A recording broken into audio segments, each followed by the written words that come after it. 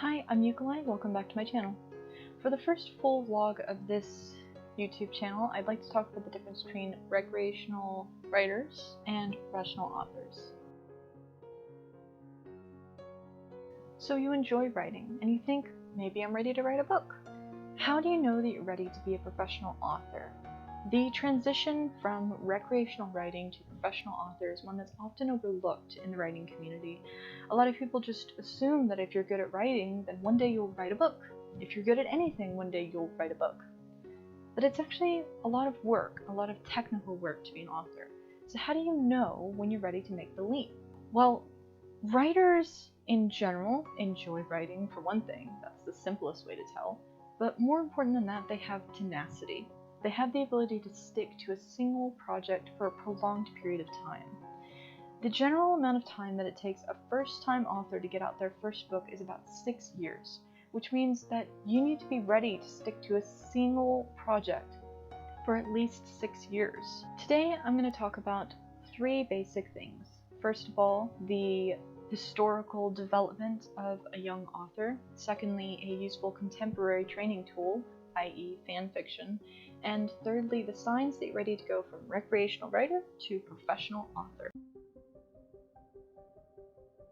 All the way from the medieval period straight through to the modern period, traditionally there has been a very clearly defined development cycle for an author. The first thing that most authors do is to write poetry. Poetry is considered to be a training tool in classical literature. It's not something that you dedicate your whole life to, typically, unless you're really, really good at it. Most medieval, Renaissance, and Revolutionary period and modern authors typically used poetry as a training tool to get them to the point where they could write a novel. Now, why would you use poetry as a training tool? Poetry seems a lot harder than writing a book to most people. This is because poetry is done in a very specific way that makes it a lot harder than writing a book. Poetry requires concise diction, connotation, and understanding of every single element of your writing, every single grammatical structure, from prepositions to transitions. Everything within a phrase, within a sentence, means something, and everything has to have a purpose. This is never more true than in medieval and Renaissance literature, where the cadence of the poem is sometimes more important than the actual content of the poem. The way that it was constructed was more important in a lot of cases than whether or not the content was something enjoyable. A lot of poets were ranked by their ability to master certain forms, such as iambic pentameter. And usage of those forms defined you and represented you to society as a worthy author, ready to move on to bigger projects. So a lot of historical authors had poetry as their starting phase that moved them forward. Everyone from Shakespeare to Byron to even Sidney did their training process through writing poetry, which for many of them developed into a much larger form of poetry, the epic. Now, most traditional authors, even if they didn't start in poetry, did start off their career in short stories. Many of them graduated from poetry into short stories, but for many, they actually just started in short stories. The reason behind this is because of the way that publication used to work. Once upon a time, like back in Dickens' time and before, whenever you were writing a book, you didn't just put out the entire book when it was completed.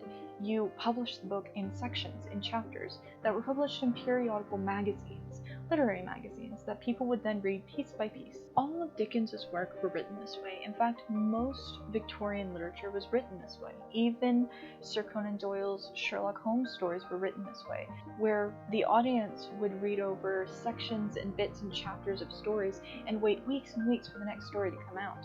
This is actually still done in a lot of media forms today. For example, comic books and mangas are still issued in issues. That's why they're called that.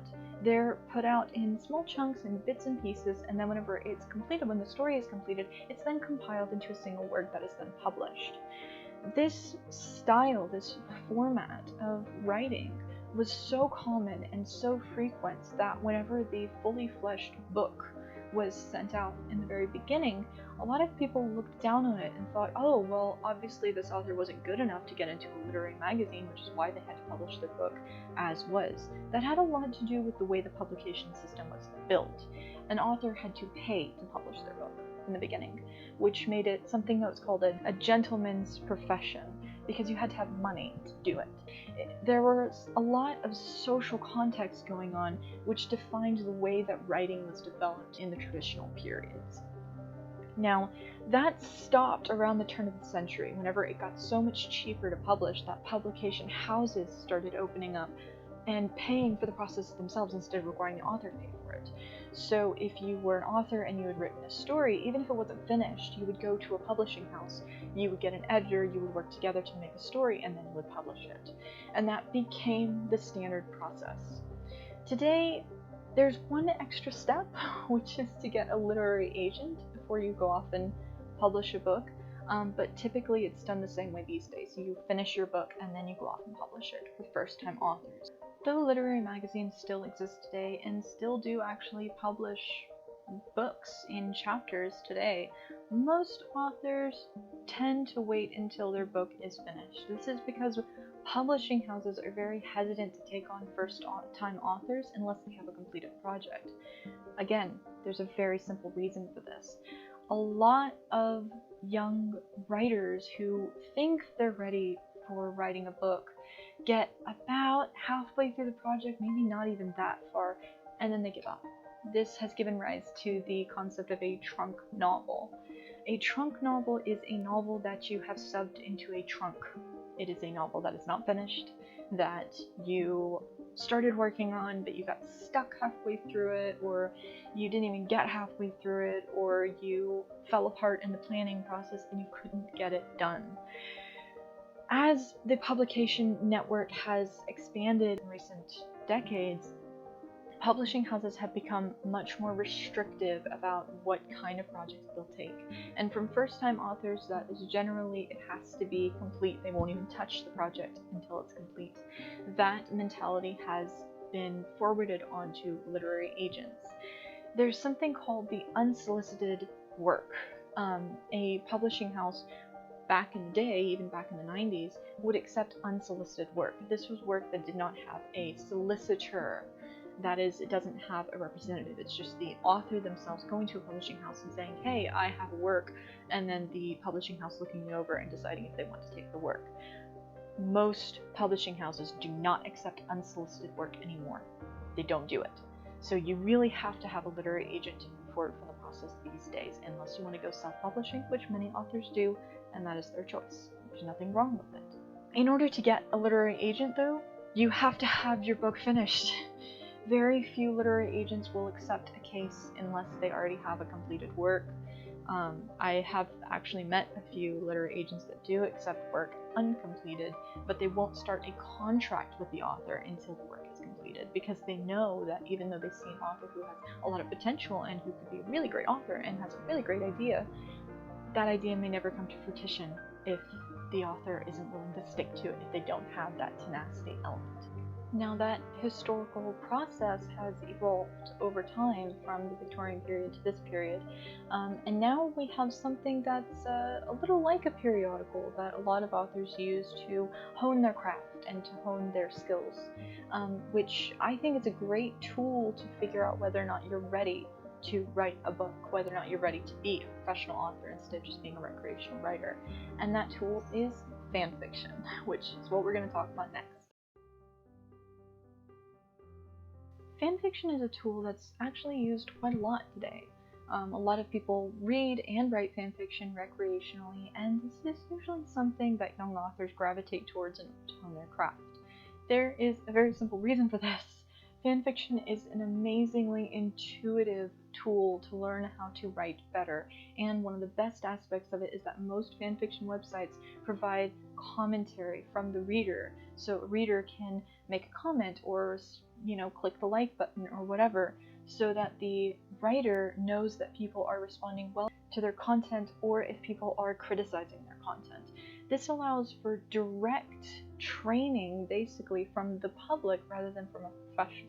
Fanfiction is incredibly useful for developing a lot of skills as a young recreational writer. The first and most important skill that fanfiction helps develop is the writing style. An author's style defines them and separates them from other authors in their genre. It's what makes their voice come out. It is their voice, really. And fanfiction is a way for you to develop your voice as a young recreational writer, which can then be translated into your book as your author tone and your narrative style.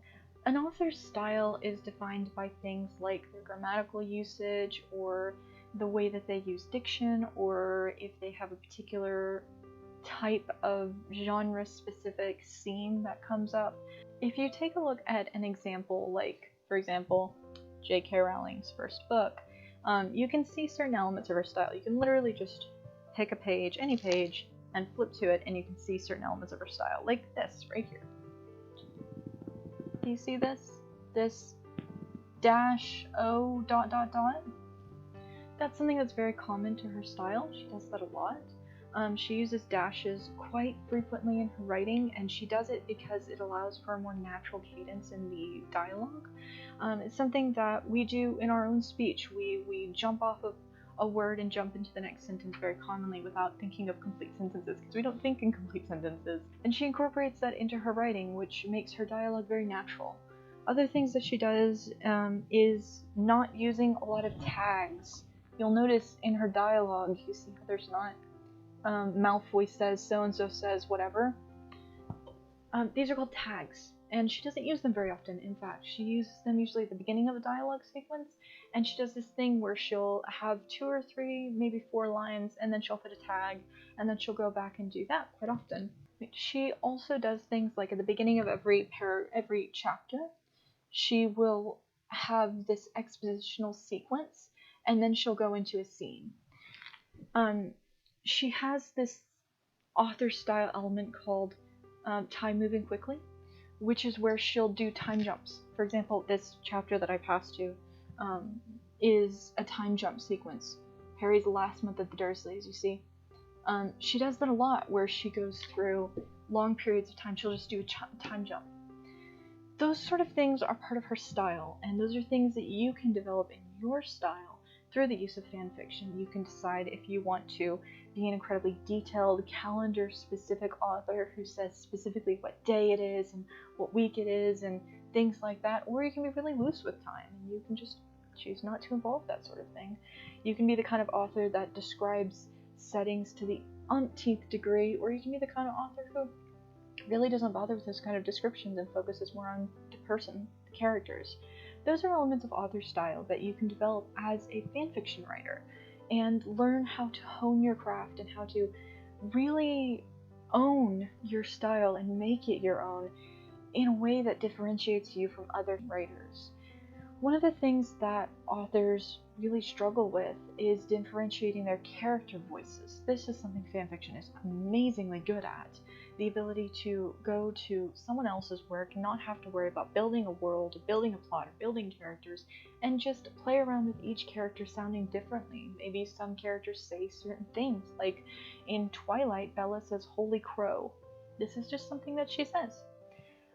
You can do things like that. You can integrate little phrases that certain characters very specifically say in order to differentiate character voices. Fanfiction is also great for breaking down the world building process. There are 3 major elements in any book. There is the plot, there is the setting, and there are the characters. Fanfiction is a pre-built world. You're writing in someone else's world. It's already built for you. You already have those 3 elements.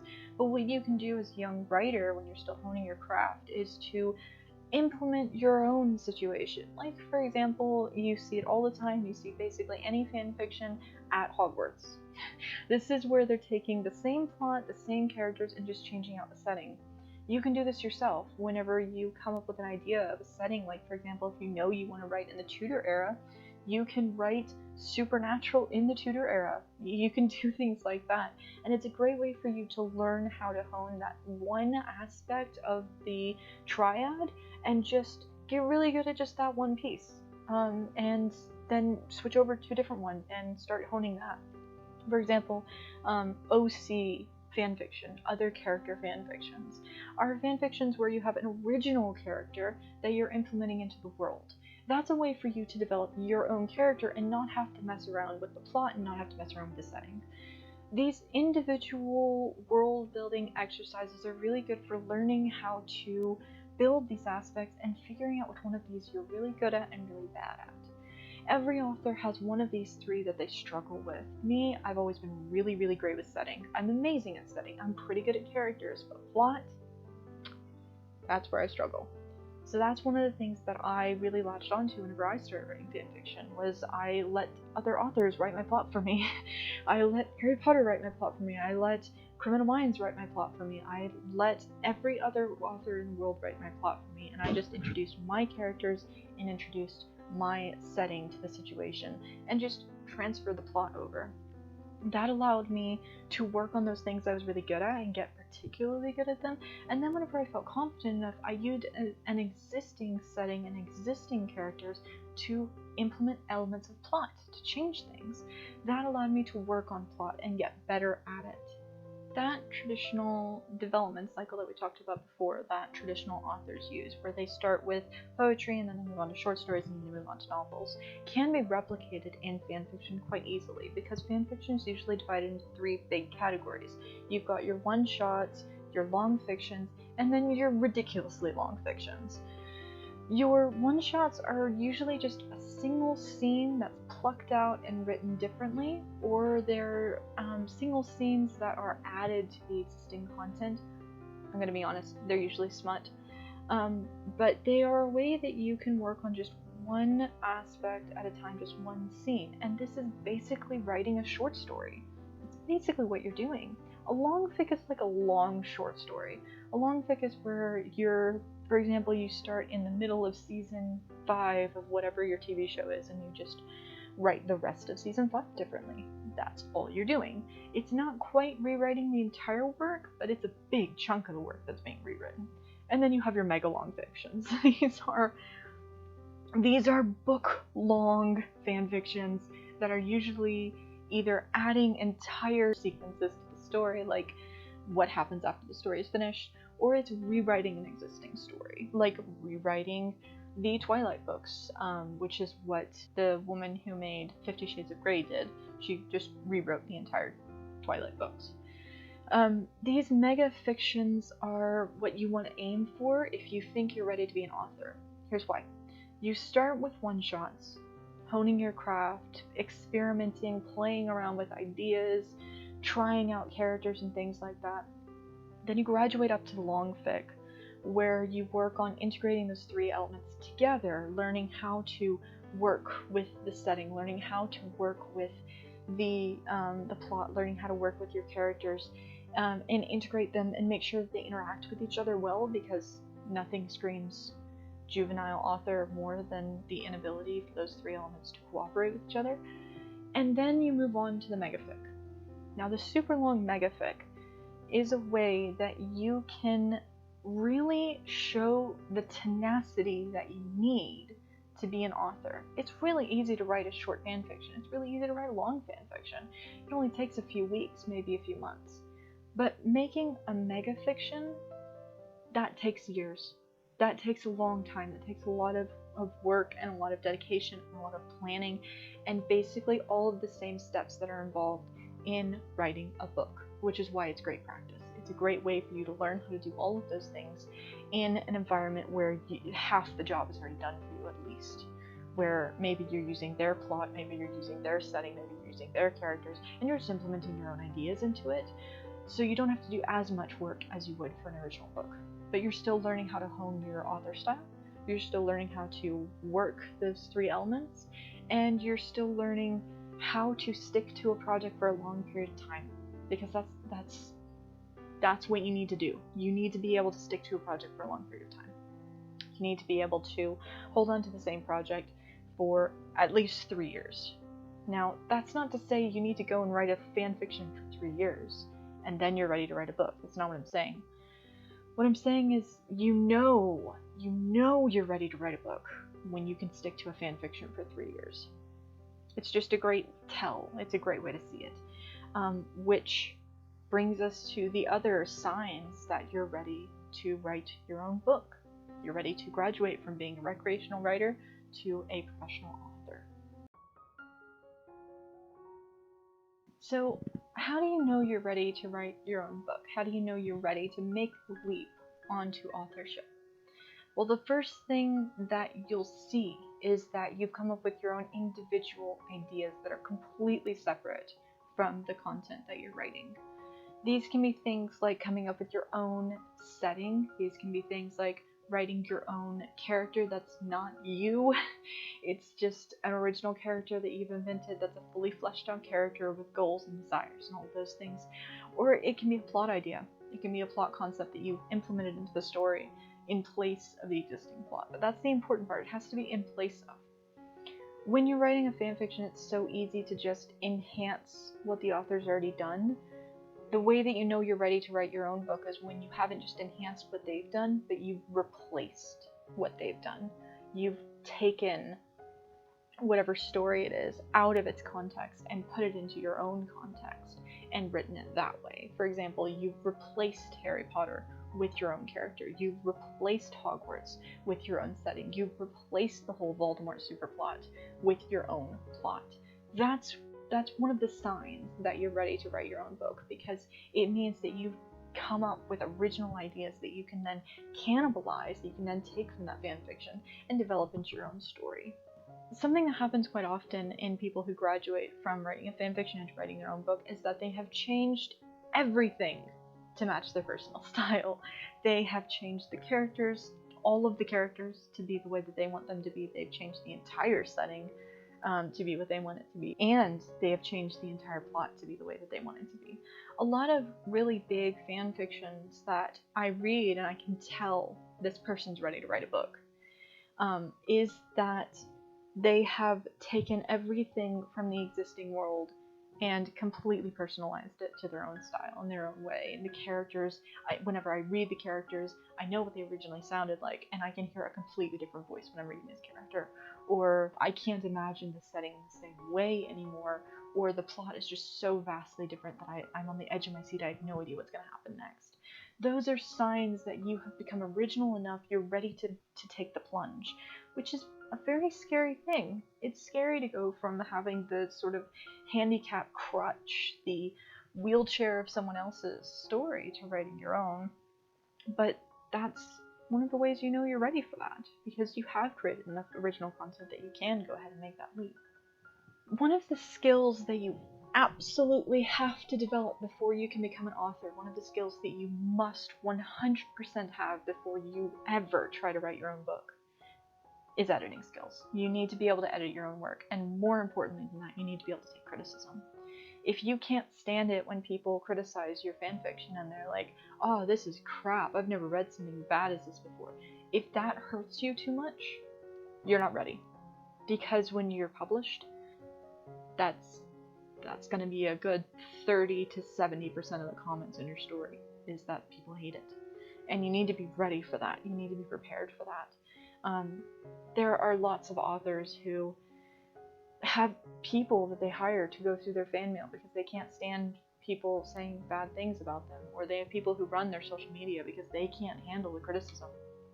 And typically those authors don't continue publishing. They create one work and then they stop because the criticism is too hard to deal with.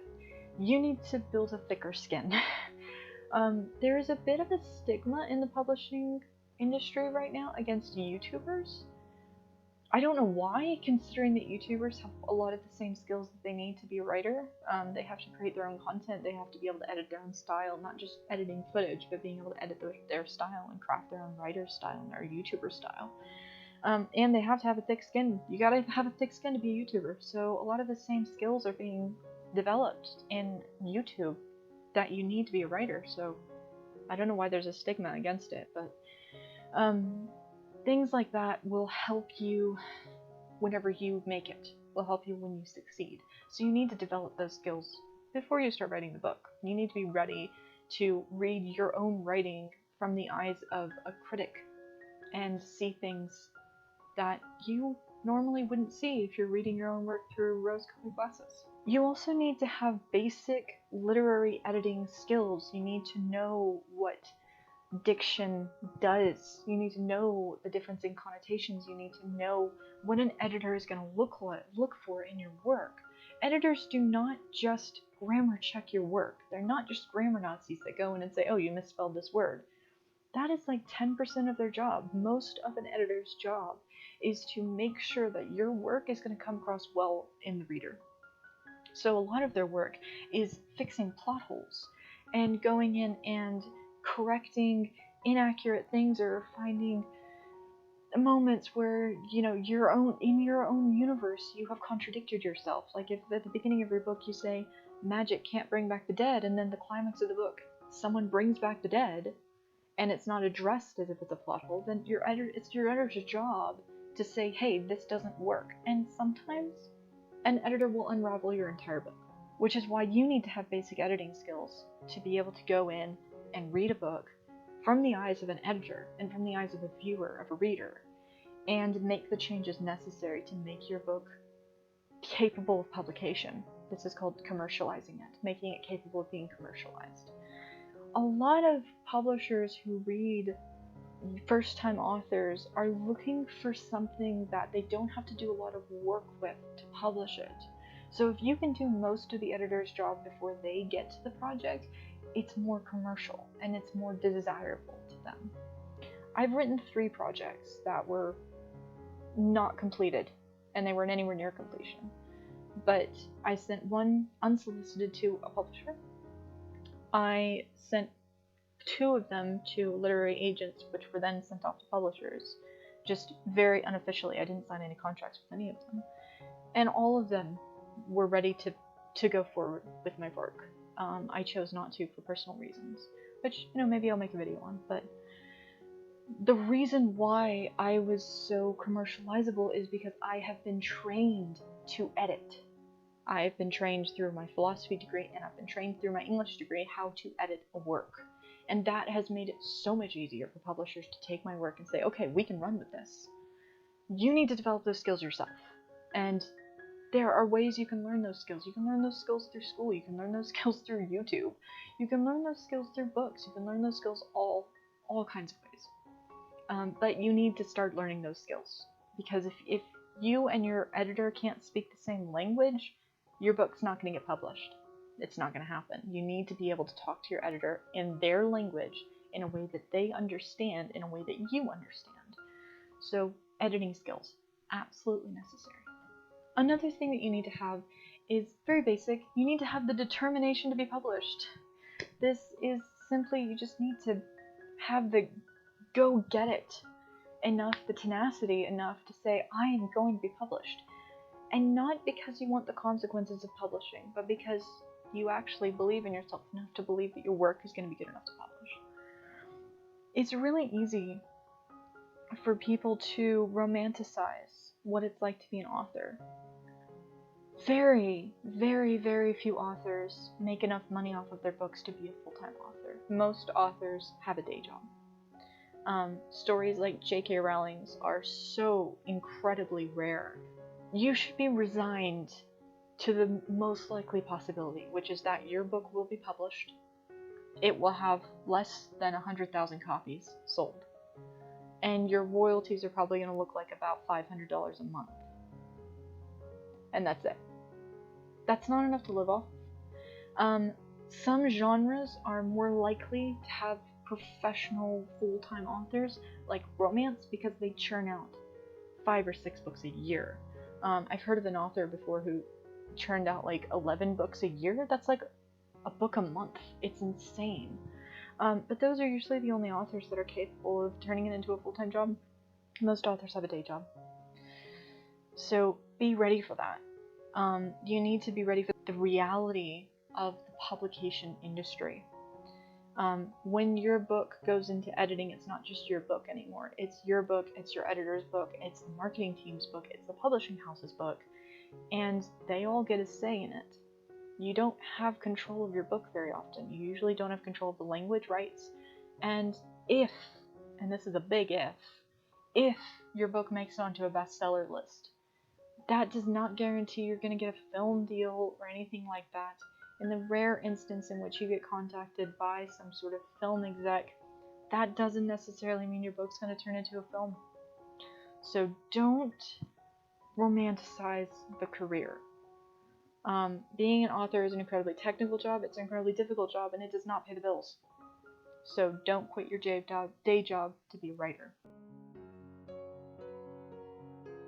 When you feel like you're ready, when you feel like it's time, I'm ready to go, I'm ready to do this, I do recommend picking up a few tools. Pick up a Grammatica, which is a book about grammatical forms, like a grammatical lexicon, which you should glimpse through at least. Most of the content will be familiar to you. You'll remember things like alliteration and similes from high school, but look it over, because those things can be really useful in understanding how they affect your writing style. You should also check out things like other YouTube channels that write about writing, not just mine. Go check out others. One that's really, really, really good is called Hello Future Me. I'll put the link on the screen somewhere, and in the description box below. But go and check out other members of the writing YouTube community and see what skills they can teach you and what things they can point out about past writers that can help you define your style. And then you need 3 things. You need 3 things to be an author. It's very simple. Well, actually 4 things. 1, you need tenacity. You need to be able to stick to the project. 2, you need a plot. You need a story of some kind. 3, you need a setting, which can be an existing setting or can be your own world. And 4, you need a protagonist and a villain. That's it. That's all you need to get started in the process. You need those 4 things. And then you're ready to move forward. If you're interested in more videos, I put up videos, this is a brand new YouTube channel, but I'm trying to put up videos every week on Tuesday. Most of my videos for the next few months at least are going to be about the pre-writing process, the things that you need to do to go from those 4 things to a project, to a more publishable work. And most importantly, just keep writing. A little tip I'll throw in here right at the end is if you're struggling with writer's block, just keep writing. Maybe not your work, maybe go and write some fanfiction. That was what was recommended to me by a professional author. Go and write fanfiction. It helps just get those creative juices flowing and will help you get through writer's block. If you found the content of this video useful, please drop a like down below. If you are interested in the content of this channel, please consider subscribing, but totally up to you. And next time we're gonna get into the first big step into the pre-writing process. Thank you.